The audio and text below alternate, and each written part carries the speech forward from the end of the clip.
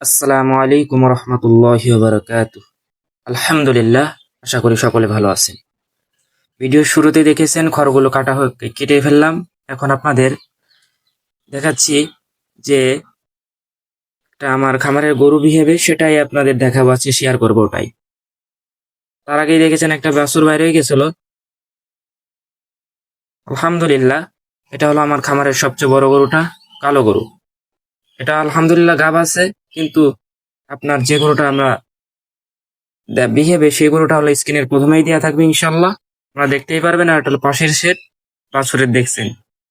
আর এটা হলো খামার পরিষ্কার করে আজকে আপনাদের দেখাবো যে কিভাবে পরিষ্কার করলাম খামারগুলো, সেটা আপনাদের দেখাবো।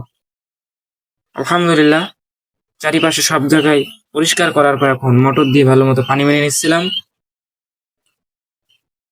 একটা জিনিস হলো যে আনন্দময় সময় হলো যখন খামার পরিষ্কার থাকে, তখনই ভালো লাগে। আলহামদুলিল্লাহ, যার খামার আছে সেই বোঝে যে খামার অপরিষ্কার থাকলে কতটা দুঃখ লাগে।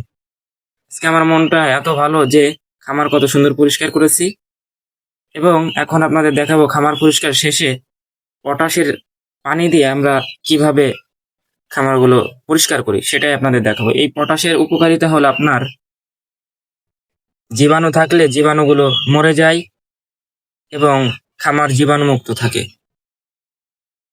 আলহামদুলিল্লাহ, ভিডিওটা দেখার জন্য ধন্যবাদ।